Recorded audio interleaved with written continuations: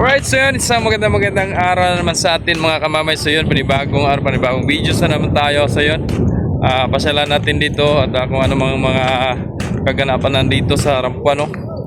Right. So yun, ito na nga po, ang lakas ng hangin. Ito na nga, papasakay si Peña Francia 8 na papuntang Romblon mga kamamay, no? So ito na sakto pagdating natin dito. At dalawang barko lang nandito, no? Si Rina Timothy at si Peña Francia 8 mga kamamay, at si Sais at si 15 nandun pa rin sa gilid. Pero patuloy pa rin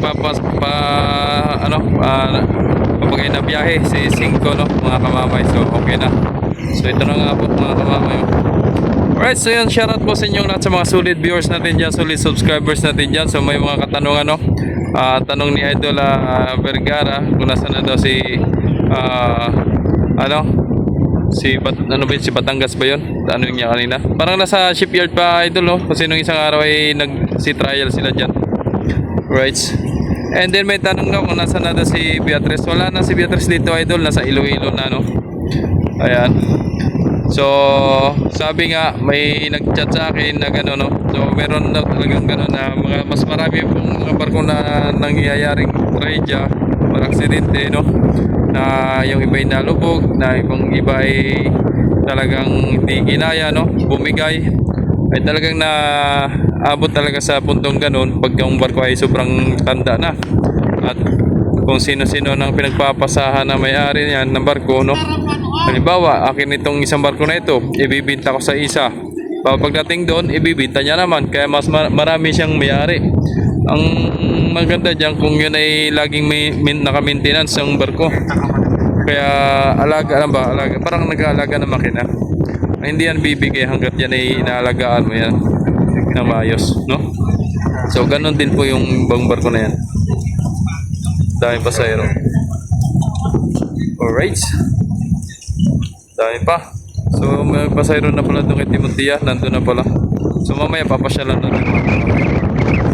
Ang hangin. At yun, abangan din natin mga kamamay ng mga galing Marinduque pa rin, no? So pagkaalis nito ng dalawang barko, Marinduque na ang biyahe natin, no?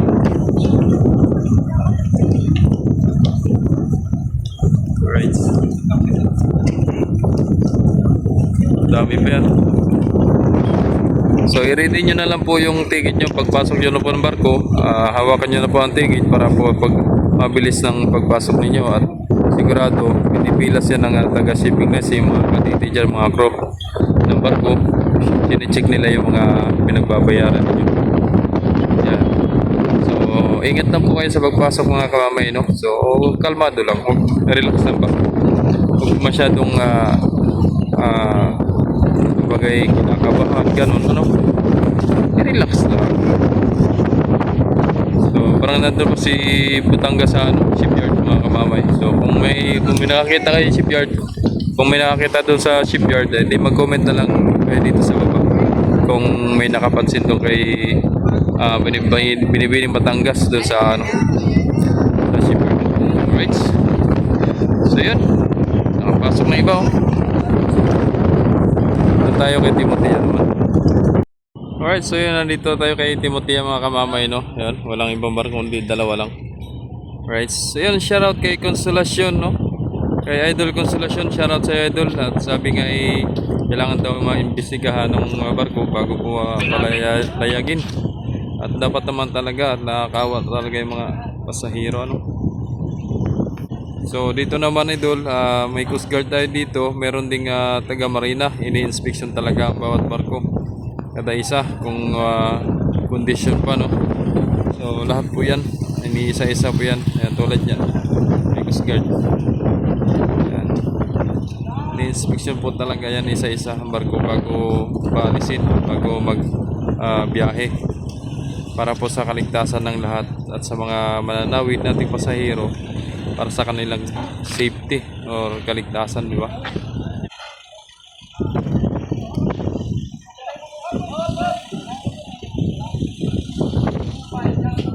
Okay, namatayan na.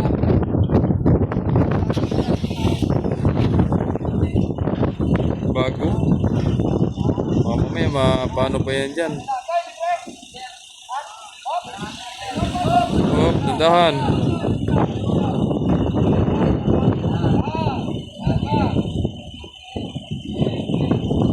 Malay lang.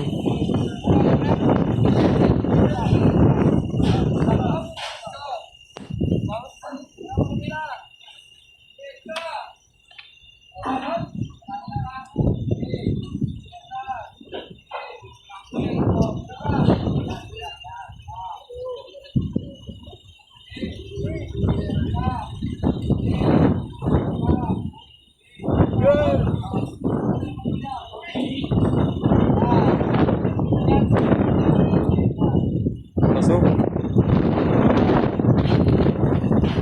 Hindi na mabuksan yung kabila. Dikit na, dikit na. Ano na?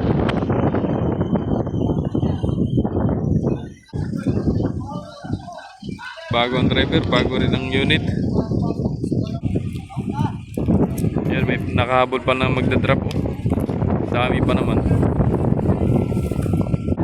Yan, nagbaba ng tropang Coast Guard, mga kababay. At cleared na si Timotea. So ready na po siya maglayag, no? Papuntang Romblon at San Agustin, no? So yan, February 1 na bukas, mga kababay, no? So sana po makapagbigay updates pa rin tayo bukas, no? At ganoon pa rin naman ang mga barkong ginagamit papuntang Marinduque at yung mga papuntang Romblon, no? Ito pa rin, sila pa rin, no? At yung papuntang Masbate, ganoon din naman, si 12 pa rin, walang iba. Maganda sana kung may kalininan si 12 para hindi pagod si 12, no? At para wala ring maiiwan, walang matitira doon sa may mayaw na mga tracking. At kadalasan kasi may mga naiiwan pa. So mas maganda talaga pag may kasalubungan, no, na biyahe. Katulad ng biyaheng Romblon, may kasalubungan, no, para po walang maiiwan po dito sa Puerto Plocina, para mas dumami pa ang mga mananawid ng mga biyahero, mga biyaherano. Inangat na. Nariyan na.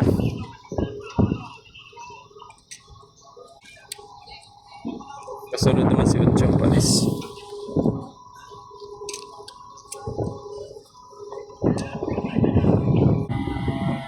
Yan na. Atas na rampa. Atas na rampa.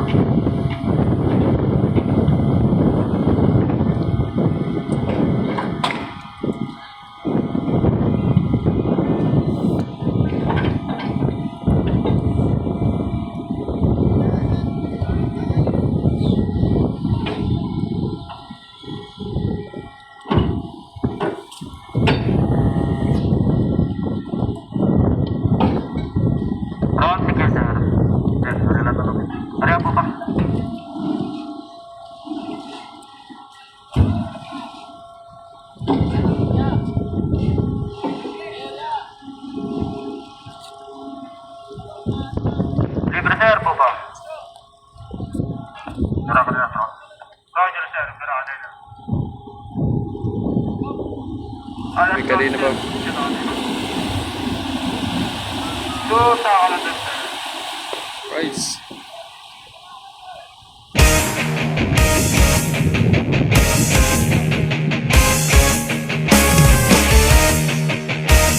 Alright, so yun, ingat sa biyahe Timotea, ingat sa biyahe. Yun. Shoutout po sa lahat po ng mga pasahero dyan sa papuntang Romblon at San Agustino. Ingat po kayo sa biyahe.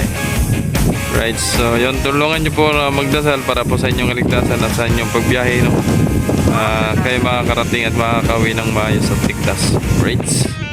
Alright, shoutout doon kay Idol Munching Imata, no? At shoutout din kay Idol Villalos Ralker, yun, shoutout po. And shoutout din kay Idol Kulit TV, and shoutout kay Idol Iverson Abicelia. Shoutout din kay Idol Ronald Palya.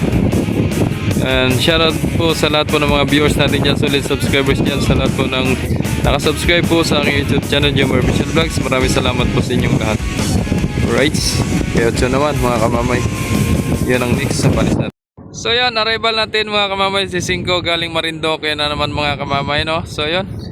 Alright, so yun, sabi ay si MB Rebecca ay pasamantalang ruta ng Zamboanga, Lamitan at Basilan, no? So yun, siyang pumalit doon sa kay MB Tricia na lumubog, no?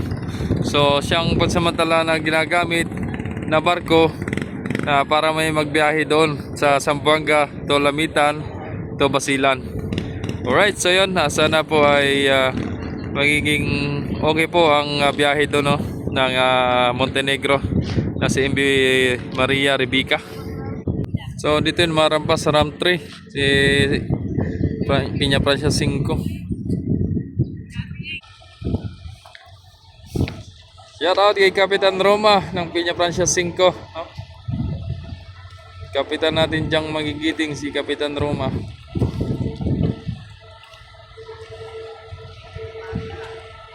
Alright.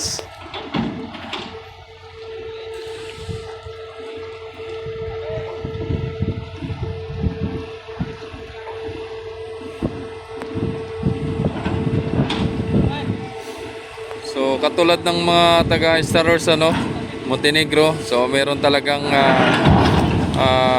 validity yung kanilang barko na kung kailan i-dry dock, no.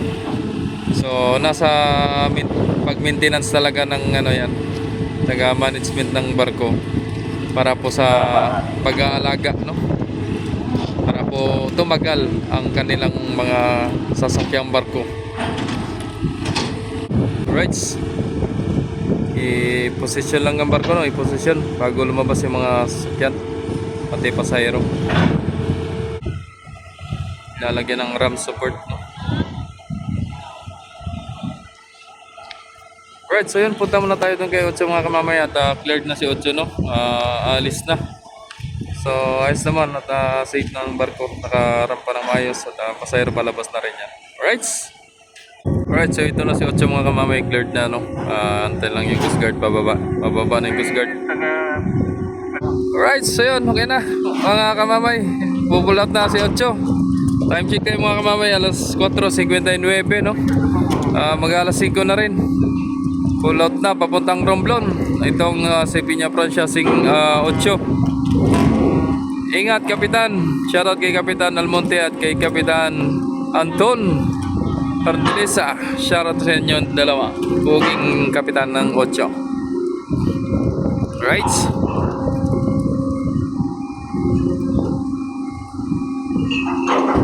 so yun, hanggang dito na lang po ang videos natin mga kamamay. Sana nagustuhan yung ating updates ngayong araw, ngayong hapon mga kamamay. So sana nagustuhan yung ating updates, no.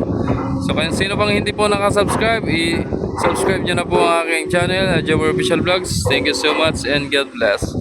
Lagi paalala ni kamamay, ingat, bye bye, love you all.